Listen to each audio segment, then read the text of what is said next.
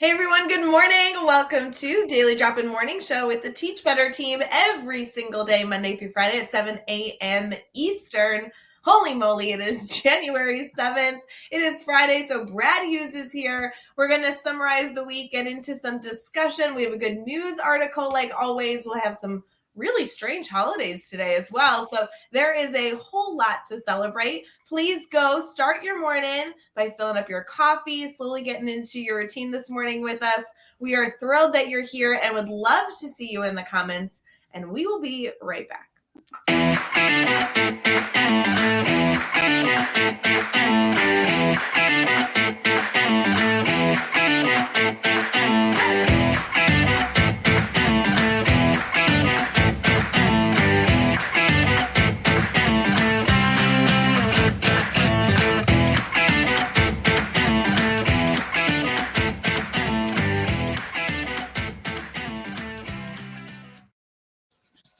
Morning, everyone. Happy January 7th. Brad, how are you? Good morning, Ray. Good morning, everybody. I'm doing really well. Happy January 7th to you. It feels like we haven't really connected this way since, probably a year ago now, Ray. What do you think? Well, that's a big statement. You're making a New Year's joke or? Yeah, it's 6 Central, 7 Eastern. Maybe I'm just going to put a pin in the New Year's jokes. But yeah, we haven't been on air live in the Daily Drop-In since 2021. It's a new year. It's a new Friday, a new opportunity to reconnect and get caught up. How are you, friend? How has your week been? I was going to say, are you ready for 2022? Like, do you feel like the show, and especially on Fridays, because that's when we're together, is going to be like better than ever? Is that your prediction? Better each Friday, 1% better each Friday. That's my prediction. I can't make any other predictions about 2022, Ray, but as long as you and I show up on Friday morning, 6 Central, 7 Eastern, it's going to be a heck of a ride. It's lots of fun for you and me, and hopefully we're bringing others along with the fun too. I am going to say, and I know that a lot of our listeners use the show this way. I will admit, I use the show this way too. It's kind of nice to have this consistency in the morning. Like, right. Yes, it's early. Yes, I know that we slowly wake up throughout the show as we drink our coffee with our network. But the reality is, it's kind of nice to know that every single morning, this is going to be here. Kind of like my alarm is set consistently. It's kind of nice. Ray, there are lots of national morning shows that people can tune into, and this fits right in with the big ones. You know, Good Morning America, the Today Show here in Canada. We've got Canada AM, and we just fit right in. The DDI 6 Central, 7 Eastern, each and every day, streaming on Facebook, YouTube, Twitter, and Twitch. And you can catch us later. You can catch us later with our time shifting option. It's absolutely free, no obligation. You can time shift, and you can catch us later on the Teach Better Talk podcast. What could be better, Ray? I want you to know that I'm going to take that clip and just replay it every day so I can hear your voice promo the show. I love this. That's fine. I do some freelance promotion, Ray. Just hit me up. You know where to find me on StreamYard here.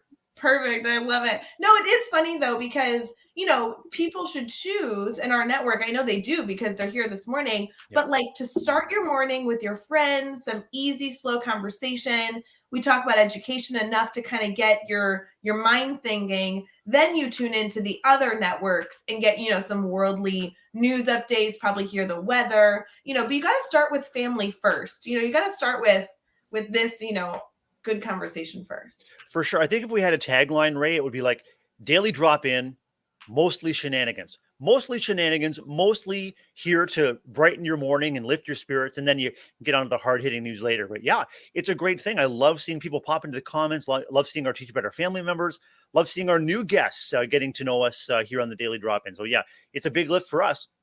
Did you catch Brain Break this week? Yes, I did. Yes, okay. I did. So I just want to note, I felt like Daily Drop-In was this beautiful balance of shenanigans and, some really valuable conversation, people coming into the show every single morning, sharing their story. So powerful. I now will never label this show as shenanigans because they were so ridiculous on Brain Break this week that if that's the definition of shenanigans, we are serious, hard-hitting news. That's all I'm saying. By the end of the day at 5 p.m. Eastern, I mean, you're ready for some hard-hitting nonsense. It's called a brain break for a reason. We're trying to turn brains on. We're trying to activate people's brains and energies for the day. So I think a healthy dose of shenanigans on Daily Drop-In is a great thing, Ray. But I don't know if we ever slipped into 100% nonsense. boy, that would be amazing. Maybe we can devote one of our Friday drop-ins in 2022 just to absolute nonsense, the absolute nonsense edition. I'm here for all of it. I think it sounds good. I was listening to Brain Break. If you guys are listening right now and you haven't watched it and you want to go back to, I don't know, hear absurdities for 45 minutes, I was listening to it, but I was multitasking. Many people do that for Daily Drop-In too. Like you have your phone set up, your computer set up in one space of your home, but then you might be doing other things. I, at the time, was bringing, okay, I don't want to be dramatic, Brad. I'm going to try and be really descriptive in this story. I was bringing these 95 Amazon boxes that I had in my home towards the door. And, there were about 95 of them and it was taking forever, but I was essentially like moving them closer to throwing them out, outside.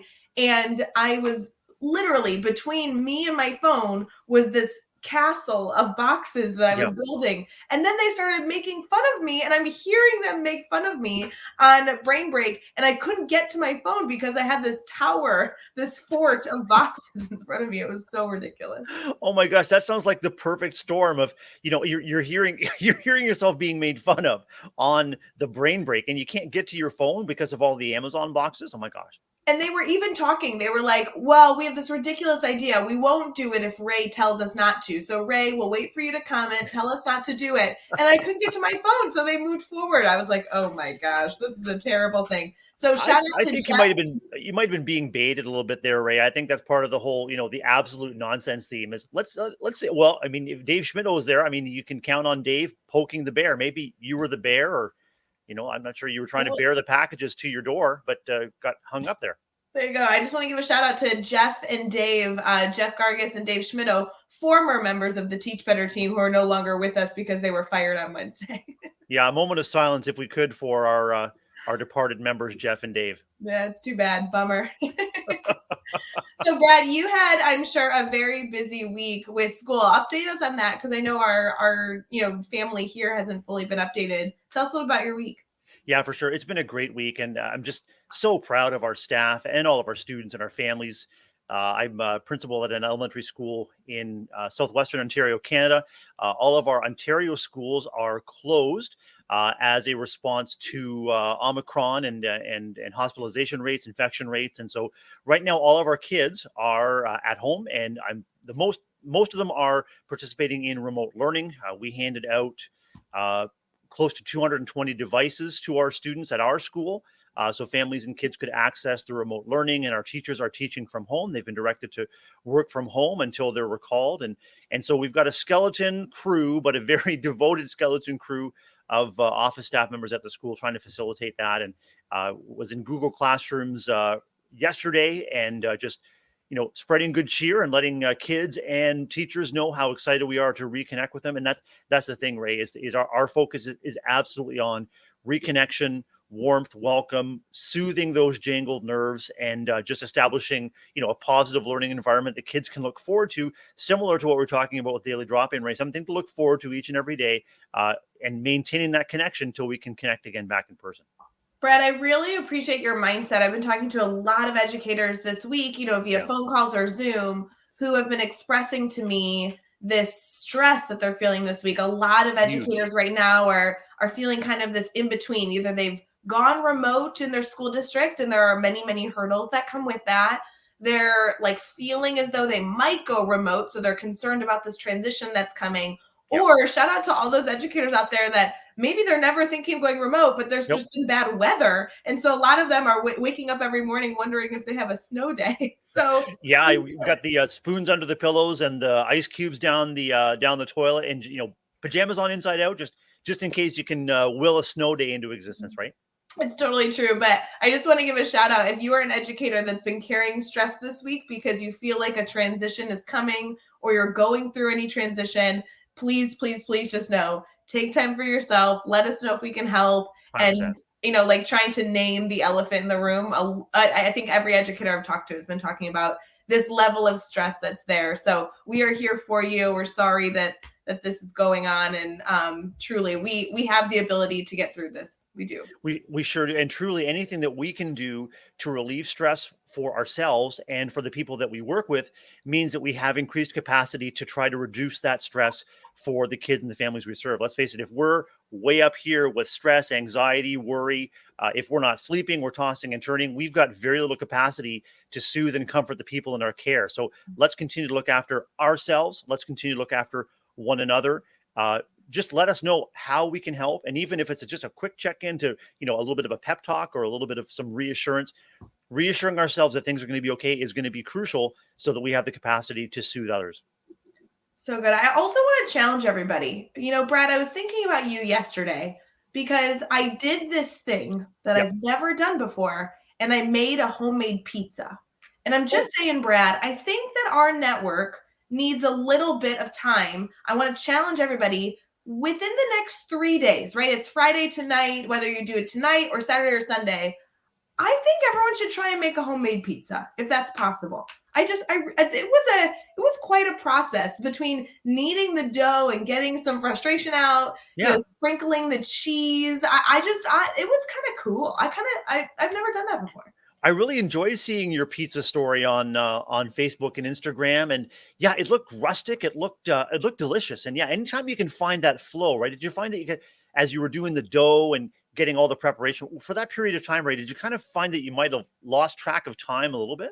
I do want to say my favorite part was decorating the pizza with all the toppings. I'm a traditional pizza eater where I go, cheese pizza is my go-to. But if you're gonna make pizza at home, you got to think of some creative toppings, that just because it makes it look fun. And I don't think I've ever seen a pizza with so many toppings before.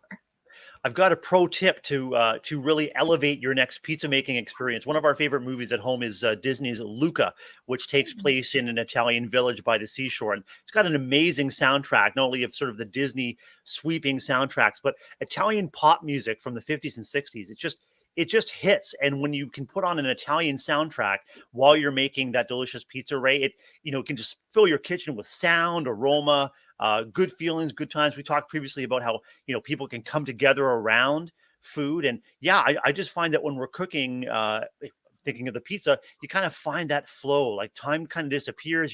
You've got your intention from step to step until it comes out of the oven, and just, it's just amazing. I plan to take you up on that challenge within the next 7 days, and I'll report back to you on Daily Drop-In. I love it. I would love to hear about it. Make sure you take a photo because I tried to document, but also when you're having so much fun, your hands are getting messy, you forget to take photos. I think I forgot 2 or 3 steps when I was trying to document, but it was so fun. And it is funny, Brian, when you talk about music when you're cooking, sometimes this is just a good reminder, but for those of you to reflect on, it's so different when you have the television on in the background and you're cooking versus playing music that's really engaging when you're cooking. Just really does add a different feeling. So as all of you are continuing through your day today and hopefully enjoying a relaxing weekend, if you have any inspiration to do a little bit of cooking, put on some good music, we'd love to hear how that is. So make sure you take a photo, tag Brad and I, tag the team. We'd love to hear what you end up making. But I would love some pizza topping recommendations. If any of you are willing to share your favorite homemade pizza topping recommendations, because I just felt like the opportunities were endless at this point. It was very, very cool. You and colleagues in the Chicagoland area must know pizza from the inside out. And so I'm Ray at home. Do you have I saw your pizza creation was a traditional thin crust.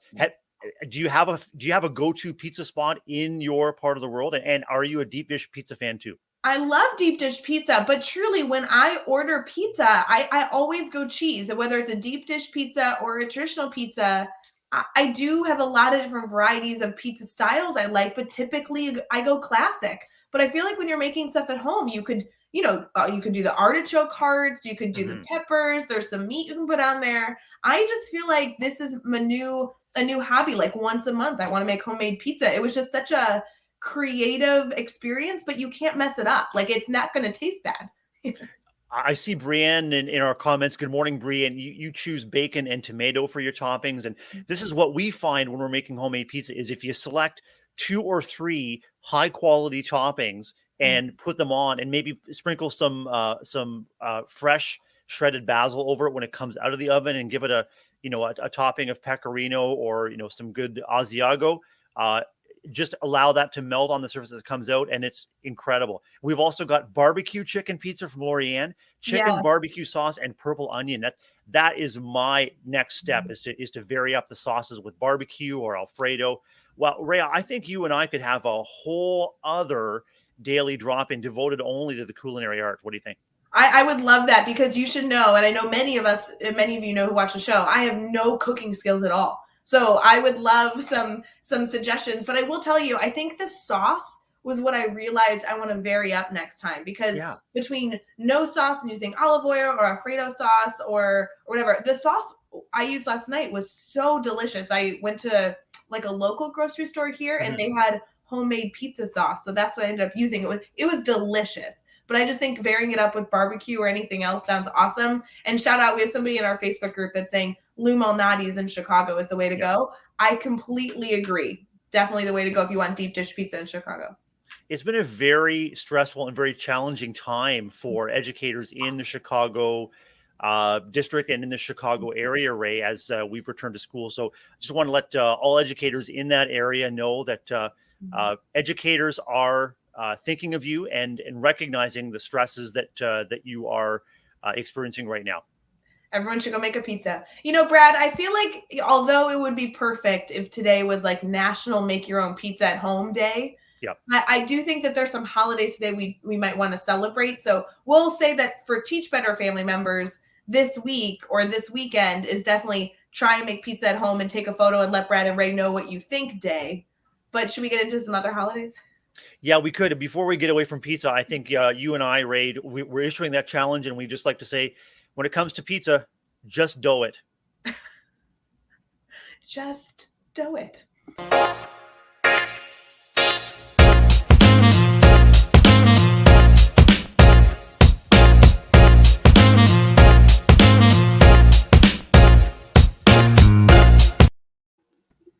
Hey friends, good morning.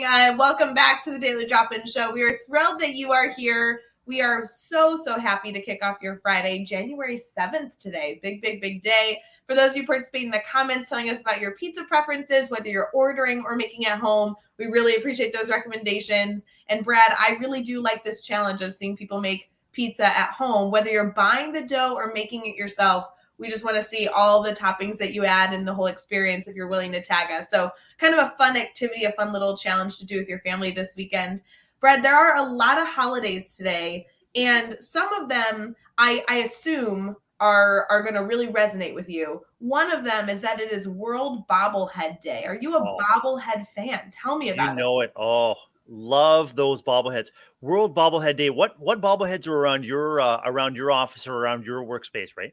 I will admit, and I feel a little bit of shame about this. I don't think I own a bobblehead in my office. I'm looking around. I don't think I have a bobblehead, but I think you do behind you. No bobbleheads behind me here, but I do have bobbleheads of my favorite teams: Toronto Blue Jays, Toronto Maple Leafs. And I do have some Walt Disney World bobbleheads, some Disney character bobbleheads at my work, too, to keep me company. So, yeah, just reach out and give them a little tap, and they'll jiggle their head for you, and it'll just give you a little bit of a spark. Yeah, I think I would love to hear people in the comments, like, what bobblehead would you go hunting down? If we gave you, like, a free ticket for a free bobblehead somewhere, what type of bobblehead? If sports related, this picture has Shrek on it, like a Shrek bobblehead. Donkey's on here from Shrek.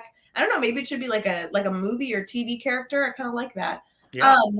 It is also National Tempura Day. So we're talking about tempura shrimp. Do you like tempura shrimp? 100%. What I find is I can't get enough of it. If we go out to a sushi place or an Asian restaurant and you order tempura off the menu, you wait with anticipation, and they'll bring you like one tempura covered piece of broccoli. And so we've learned to order more than one because it comes one piece at a time. But, all respect to the folks that are preparing those delicious tempura dishes, because they come one at a time because they're made to order. So we just have to be patient with your tempura. Just be really patient with it. But they are delicious, especially I love getting sushi that has the tempura shrimp in it or anything in between. It's true. It is one of those foods that if while it's difficult to get in abundance, when you get it in front of you, it's just like instantaneously gone. It's so true. It is. It's one bite of crispy melt in your mouth goodness. Yes.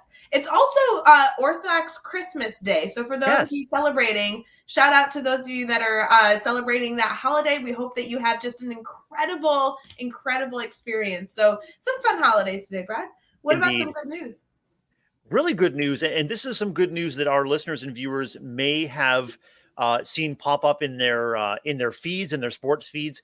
And this is out of Vancouver, BC, where something remarkable occurred at a hockey game, and it resulted in a life-saving decision for a member of the Vancouver Canucks NHL coaching staff, and it resulted in some wonderful karma for the person that alerted one of the Vancouver coaches behind the bench to a mole on the back of his neck. So the story is that Vancouver Canucks assistant equipment manager Brian Hamilton was alerted by a fan by tapping on the glass behind the bench. And the message on the fan's phone read, "The mole on the back of your neck is possibly cancerous. Please go see a doctor." So remarkable. So, the story from Good News Network reminds us that fans will do all kinds of strange things at sporting events. But Nadia Popovici was following her medical training. She noticed that the dark spot on the back of the trainer's neck was discolored, raised, had irregular borders, all potential signs of the skin cancer melanoma. And as it turns out, it was confirmed to be a melanoma tumor and it was removed. Mr. Hamilton said at a press conference, "She saved my life." He said, "The doctor said if I had ignored that for 4 to 5 years, he wouldn't be here." And so he was intentional about trying to track down this fan that quite literally saved his life. And they were able to track them down. They had a reunion in the Vancouver Canucks and Seattle game. And the awesome news, Ray, is that Vancouver Canucks and Seattle Kraken combined to award Nadia a $10,000 scholarship to support her medical studies as a thank you for her quick thinking and for taking that leap to let someone know, a stranger behind an NHL bench know that he needed to get that looked at. So a remarkable story, and I'll make sure that a link to that story is in our Facebook comment feed. Oh, such a cool story. It's so interesting how somebody can make such a large impact, just by kind of, for the sake of better term, like for watching your back, right? Like somebody Literally, watching your back, literally, and saying, "Hey, I see something that might be concerning. I'm worried about you." And just expressing that emotion, that peace of mind, whether it be a health issue or a physical health issue, a mental health issue, or anything in between, and how we can kind of have each other's back. I like that. That's so cool. The incredible part too is if you dig a little deeper into the story on in the link there, you'll see that Nadia actually felt a little bit embarrassed after sharing the information. She kind of thought, maybe it was an overstep. Maybe I wasn't thinking, or maybe I was overreacting. This is a stranger in front of me that's trying to help run an NHL team, and here I am with my phone up to the glass. But she used an acronym called ABCDE, which allowed her to take a look at the mole, and the acronym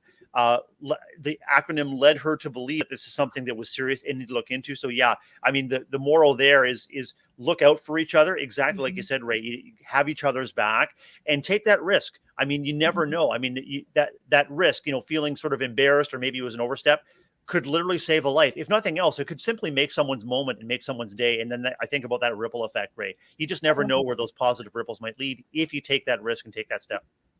So good. I see Andrea is in the comments this morning. Good morning, Andrea from the Teach Better team. It was her birthday yesterday. It was. Happy belated. Incredible, yes, Andrea. Happy birthday. Happy belated birthday, Andrea. Let us know. I saw we have in our internal team, we have a communication called Basecamp that our team uses. Brad, obviously, you know this because we get to chat there all the time. Right. And Andrea posted this beautiful dinner she had with her husband yesterday. Right. It looked like a great birthday. So Andrea, we'd love to hear how your birthday went.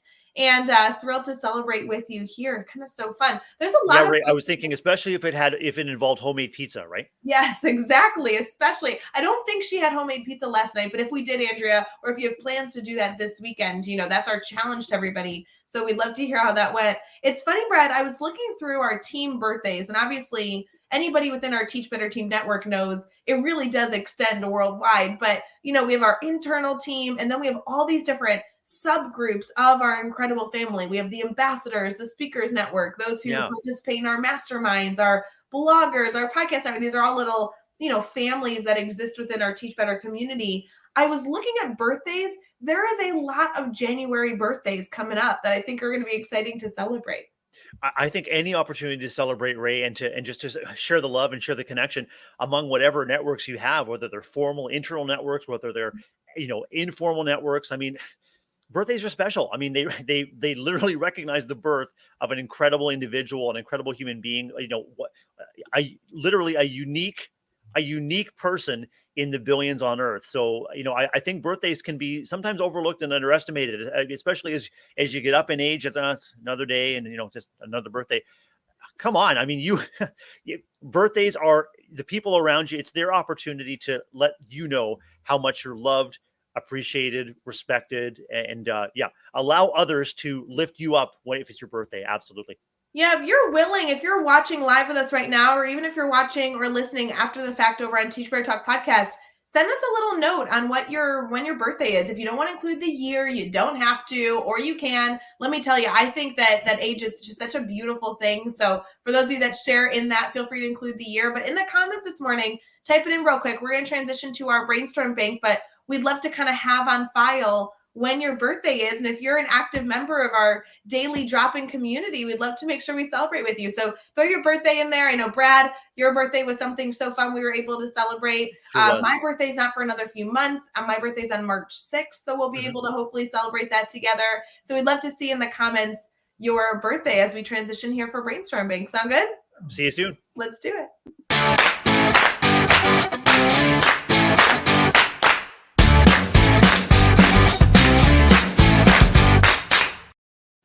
Good morning, everyone. We are continuing on with our show, with our brainstorm bank. This is an intentional moment that we truly try to take every single show to just pause and ask you, hey, friends, do you need anything? There's always a theme for every single week that we'll get into. But in addition to the great educational conversations that we get to have every single day on Brainstorm Bank, we also do want you to know that you can influence the show by telling us what you'd like us to discuss. Is there something that we can brainstorm with you, help you problem solve?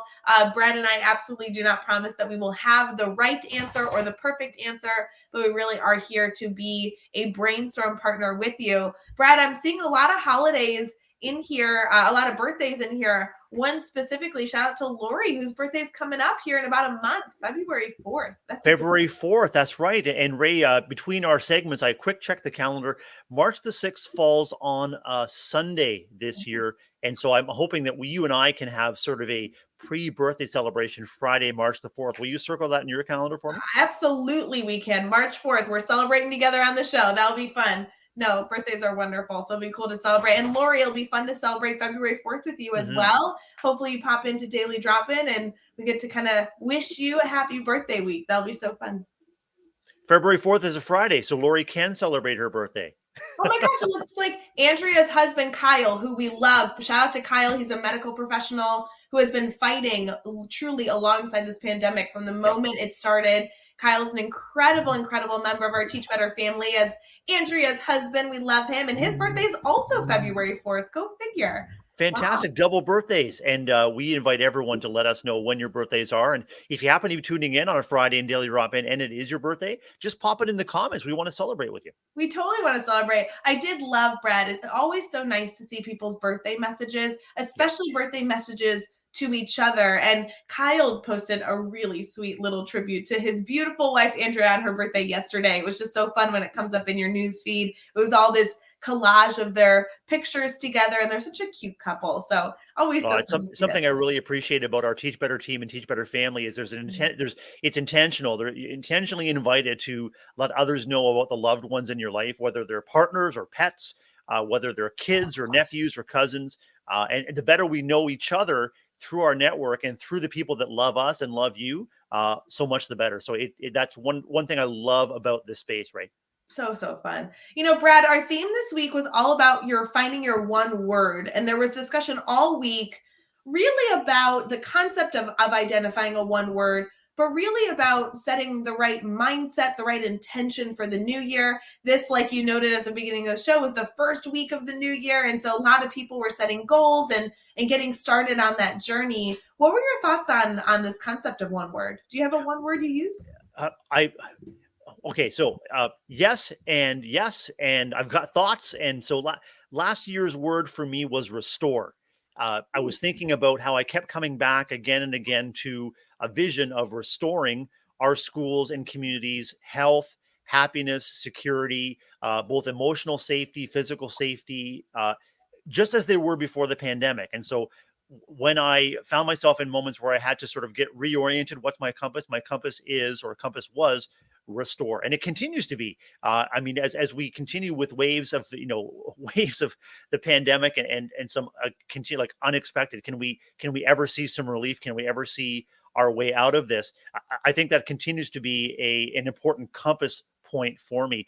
Another word that I'm exploring this year is better, and I've really internalized the teach better mindset. Better today, better tomorrow. I continue to promote and try to embody the idea of 1% better each day. And I share that out as a school leader, the people around me. Is when we think about shifting from in-person learning to our remote learning, let's do what we can with what we know today. Let's find out what our kids and families need today. Let's prioritize making a great experience for each other today, and then learn from that. And tomorrow, apply what we've learned to make it even a little bit better. And one of the things I love about the word better is that you can sort of interchange it with lots of different things, like, better life, better learning, better for others, better myself, make things better. And there's a root, the root of the word better in terms of etymology. There's a cognate in Sanskrit that has to do with the concept of being blessed or favored, or having having been gifted opportunities. And this is what I feel about, my one word that may be emerging as 2022 in terms of better is I have gifts that I want to share, and in interacting with others, those gifts are shared back to me too, Ray. So I keep coming back to that. It really resonates with me. It's just making 2022 the year of better and better. I love that. And it's so interesting. I think that better resonates with people differently at different moments in time and different years. And it's really wonderful to be able to hear anyone, but especially your evaluation of a word that clearly means so much to our internal team and in our community, and how that continues to be something that you may choose to drive you throughout the year. Brad, I feel like we've worked together forever, but you just joined the team in a formal way within the last few months. And I think it was August that we kind of made it official. And that's right. I think it's so cool that you not only were an active part of the Teach Better community, but now as somebody who truly influences the direction of this incredible team, you add so much value to this crew. And then to know that while that's all going on, it does actually mean something beyond that as well to you, this concept of better. That's really powerful. I'm excited for that. I'm excited too. And one thing that keeps resonating with me, Ray, through Teach Better and this concept of better, is it's not a competitive better, like me better than you. For me, it is the verb better, like to better, to improve oneself, improve the experiences of others. I mean, one of the things that I'm truly committed to, and I know that our Teach Better team and families committed to, is just uplifting each individual with every interaction, leaving everyone a little bit better for having spent a minute, 2 minutes, 5 minutes with you. And so that's our continuing mission as individuals and as a Teach Better team, is to improve the quality of life for those that are in our network even a little bit, and to keep people looking forward to coming back for more engagement. So that's my take on better. No competition. It's simply continuous improvement for oneself and the people that are in our care. I love that. People are really loving this in the comments, as well as we're streaming on Facebook, YouTube, Twitter, and Twitch, this concept that better is a verb. And I think it's so wonderful to have you highlight that, Brad, because that's where this all came from. When our team internally transitioned to being known as the Teach Better team, we do see better as a verb. And I love that description of what that means to you. I think that's extremely powerful and extremely good reminder. Lori's in the comments with a question for us this morning for us to brainstorm. And I think it kind of relates to people not only finding their word, but for truly living in the right mindset through as the year begins, but also as the year continues.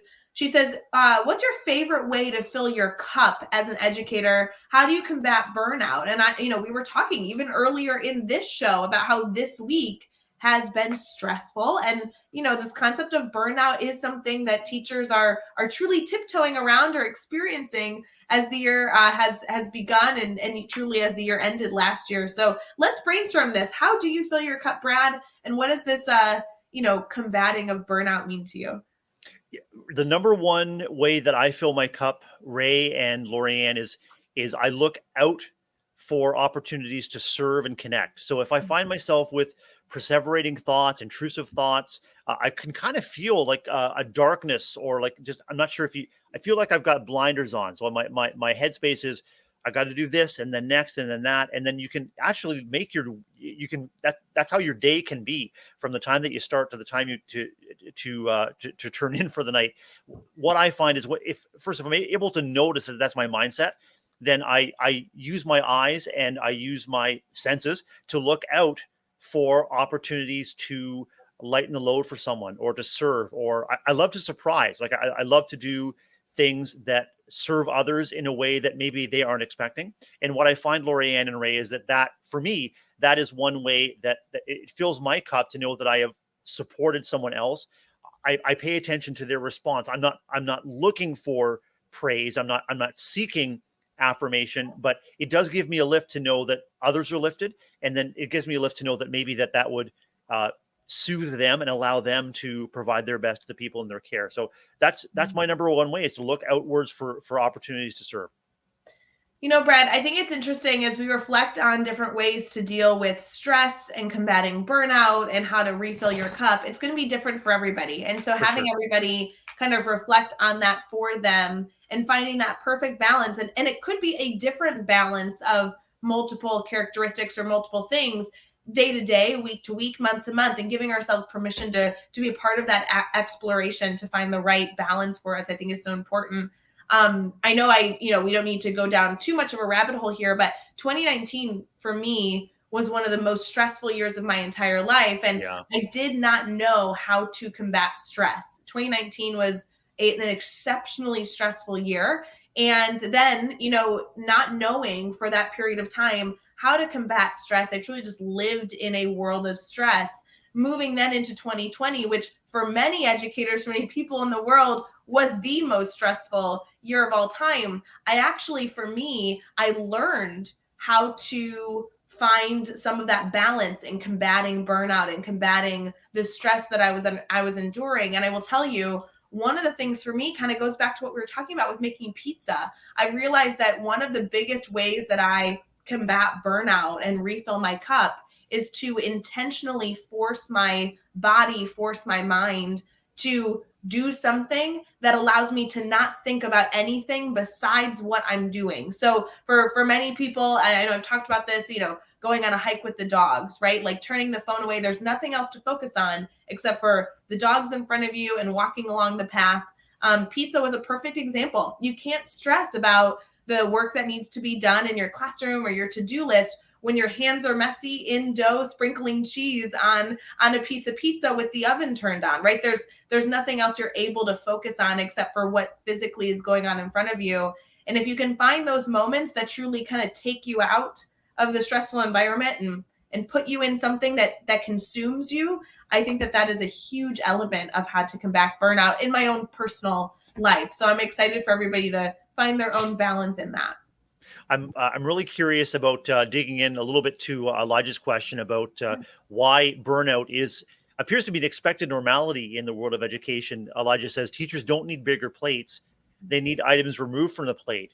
Absolutely, no question, Elijah. And that this is something that I really believe must be an ongoing conversation, both in our schools and in our homes. Is school leaders, how can we remove items from that plate to allow educators to focus on the things that make the biggest difference for kids? And again, coming back to the start of our conversation, Ray, we have to give ourselves permission. And as school leaders, we have to give our community express permission over and over again to prioritize their needs And we also have to create conditions where it's possible to do so. It's one thing to say, okay, staff, look after yourselves. I know it's busy, but then to keep piling on and piling on and piling on. We have to do both. We must do both. We must both give express permission to prioritize care for oneself, but we also have to make sure that our community is tweaked so that we have the ability to care for one another. And this is a passion of mine. I know a passion of many, many school leaders, Elijah, is to challenge that narrative of burnout being an expectation. And burnout, I mean, the workload that I think of educators, I think of healthcare providers, I think of many, many other public services where overwork, stress, and burnout it's cooked in to the profession as a badge of honor. So yeah, I got 2 hours of sleep last night and I'm back on the floor, or that kind of a thing, Ray. So this is the thing, is that we, as service providers, if we recognize that tendency may have been just baked right into the process of becoming an educator or becoming a healthcare provider or becoming some kind of a public service provider, that it's okay to take a pause and say, okay, is this really working for me? Is this allowing me to be the best carer, the best provider that I can? So I acknowledge that it's baked right into the process, Elijah. And I also acknowledge that we have a real commitment to take on as educators and as a school leader myself to make sure our communities can support safety, health, and well-being. Well, and I like that, Brad. Really, we're talking about a long-term goal and a short-term goal, right? Yep. Short-term, there's a lot going on. Teachers are experiencing a bunch. How can we get you through the short-term? Long-term, it seems to be a change that comes to education in general, so we don't find ourselves in this situation again. So it's super powerful. You know, it's interesting, Brad. This kind of relates to our Thursday conversation with the Happy Teacher Revolution. Right. There's a lot of discussion around the comparison between those who are in relationship intensive career paths. So I would really love to kind of recap this week a little bit, because I think this transition worked perfectly. Perfect. Let's get on it. All right.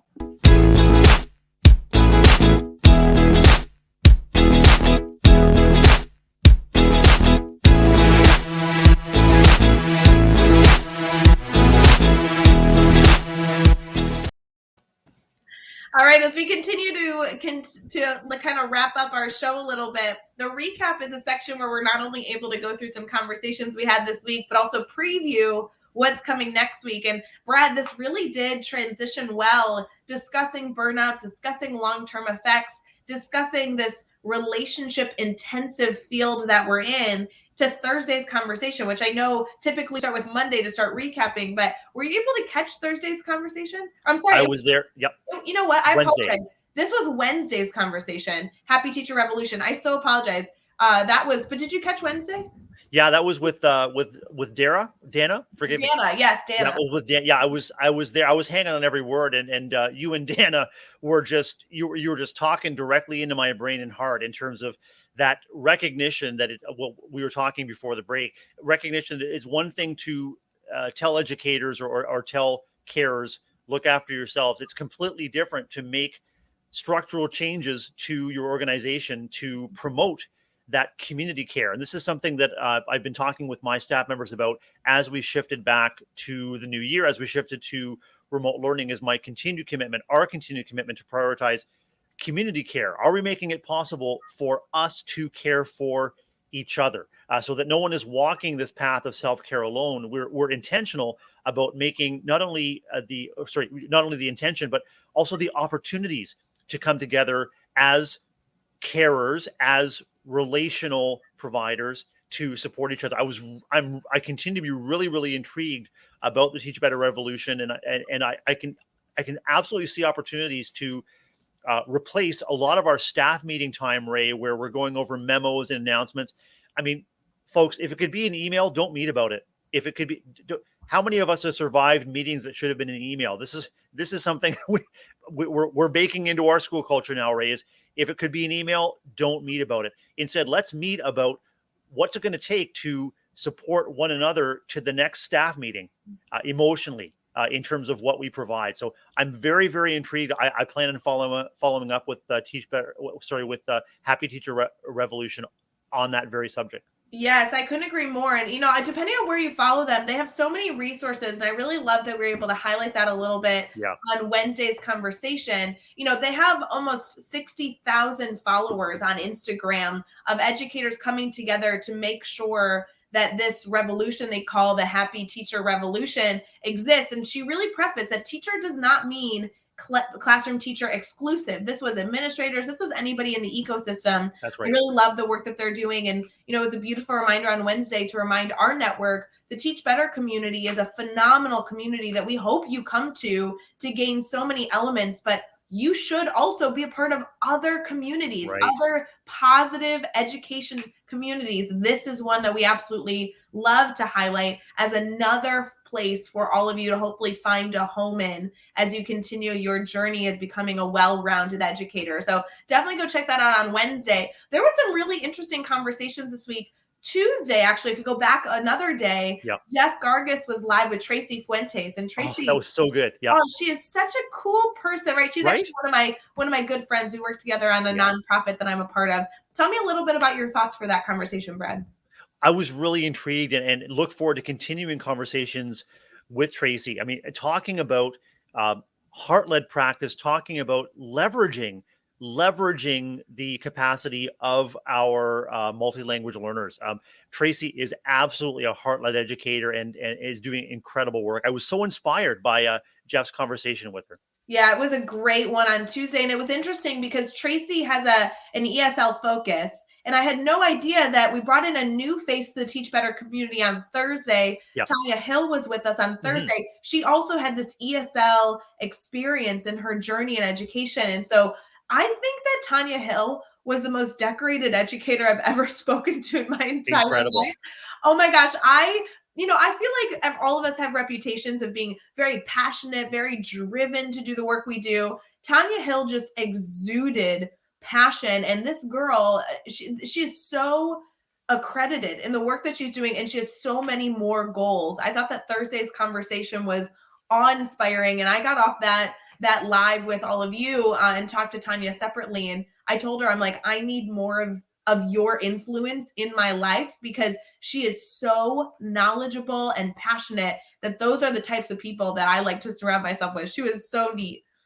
It would be wonderful to dig with Tanya into how she, through her, in addition to her accomplishments, her decorations, her recognition, how does she maintain that balance? How does she maintain that drive to aspire and yet look after herself? I mean, because the desire to improve can be overwhelming, especially if you're an incredibly driven individual like Tanya. Did you have a chance to dig into that with her at all, or what do you think? We did a little bit. For those of you who are able to pop in, there's a section, I want to say it was like Brainstorm Bank, where we focus on her word, because obviously this week we were focusing on this concept of one word. Her focus, her word was balance, and she was actually struggling. And it was a really beautiful conversation. She was struggling with the concept of finding balance when she really does love all the work she does, but it is very stressful. And how does she find balance between her doctoral program, the work she does with National Board Certified Educators? She's in the trenches in a district supporting educators, and she also has a full family at home. And so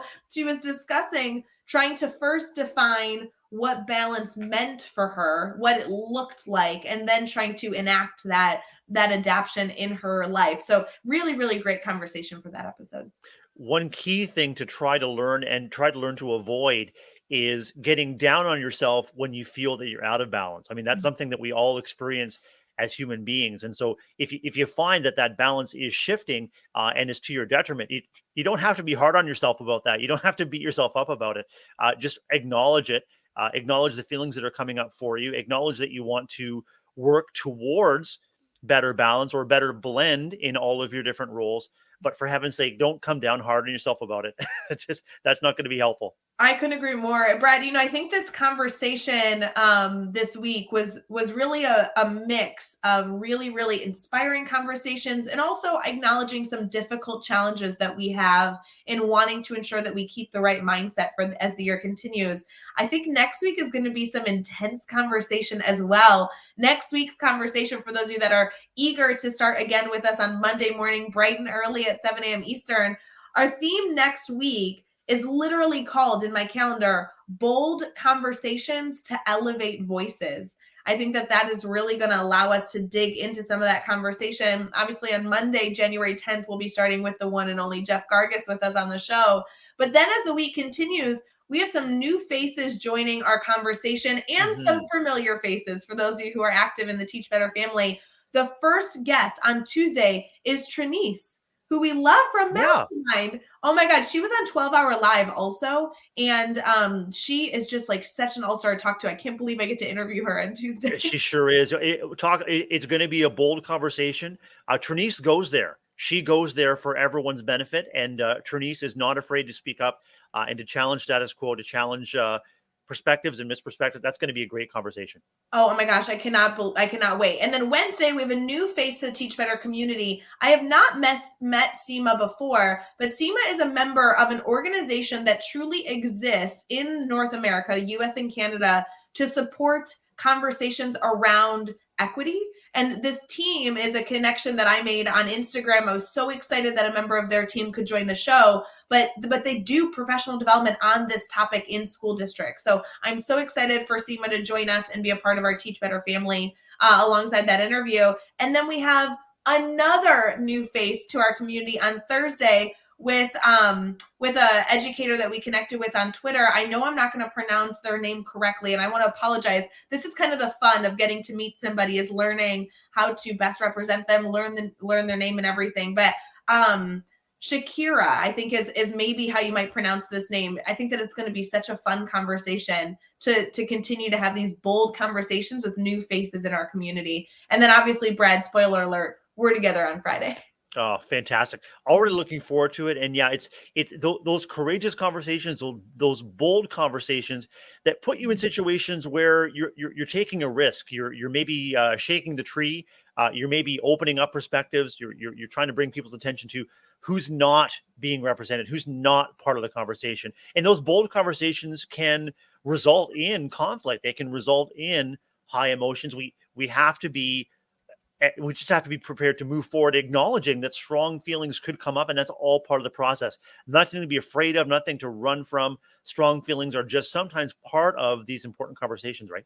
Oh, it's going to be really fun. And I'm very appreciative that we get to recap the week every single week together, Brad, because I think it's just going to lead to some great conversation to be able to reflect at the end of the week on and continue to support our family here. I do want to give a shout out to a few different things happening in the Teach Better community as well. We are making a massive announcement on Monday morning that very much relates to our Teach Better community, especially if you like to catch Daily Drop-In, whether it be when we're live or after the fact. You will absolutely not want to miss this. So January 10th, bright and early, set your alarm, especially if you're somebody who likes to snooze on a Monday, getting ready for the week. This Monday is not the day to snooze. Make sure you come, not only join Daily Drop-In, but if you're on our email list, you will get a very, very important email Monday morning, which are really Ray, I can think of probably a dozen reasons why people might want to show up for that announcement. That could not be more true, Brad. I'm such a fan. We also have a webinar happening next week, which isn't necessarily something that's going to be streamed live. It's actually a private Zoom call, but it's a free webinar. So for those of you who are interested in exploring mastery learning, if you liked our Build a Grid series, we did that a few weeks ago.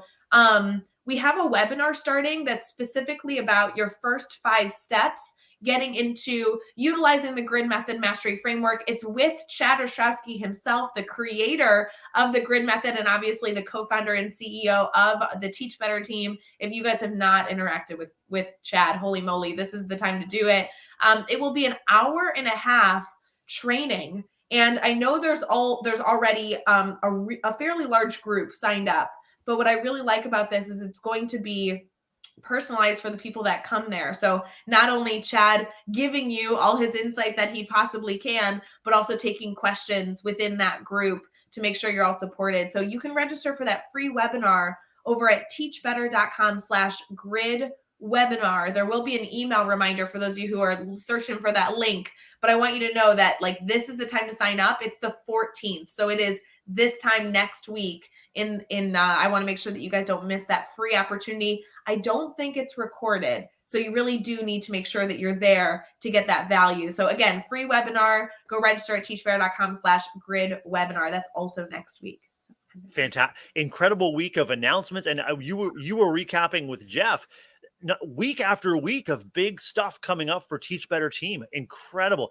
Don't want to miss a second of January, February, March, and beyond. Incredible, right? I'm so stressed about it, Brad. Truly, I was looking at it again yesterday. The following week, we have some big announcements coming. And then I'm not trying to oversell this, but the last week of January, I think I might explode. Like we officially are kicking off an announcement at the end of January, the last week of January. And that announcement has one of the best Brad Hughes ripple effects. You always talk about ripple effects. Love it. This announcement at the end of January is going to have a ripple effect that causes us to have a massive announcement every 2 weeks.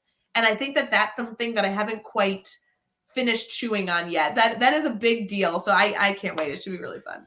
Speaking of big deals, Ray Heward, you manage all of these announcements and all of these reveals with just incredible enthusiasm and your delight and your curiosity in what's coming up for our Teach Better family members and community is really infectious. So you're a wonderful person to be at the heart of all of these announcements. You know, Brad, I think it makes our job kind of interesting that yes, we get to be a part of sharing these big announcements, but I haven't had an announcement yet that I also wasn't like internally giddy about. Like It's kind of fun to have an element of our work that we get to do, share an announcement that like I'm just really, really excited about as well. In addition to hopefully sharing some excitement for all of our network, but I am giddy about these announcements that are coming. And to be honest, I don't like keeping secrets. So for me, it's like the best news that I don't have to pretend to keep a secret anymore. So I can't wait.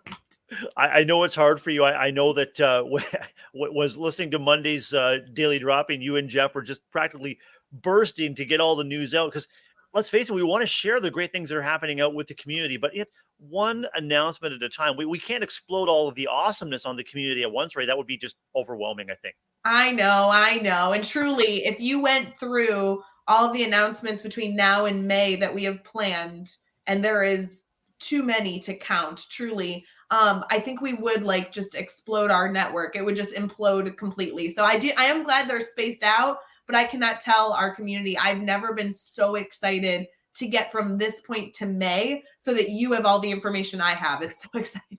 It sounds like 2022 is going to be the year of better for me and better for anybody connected with Teach Better, right?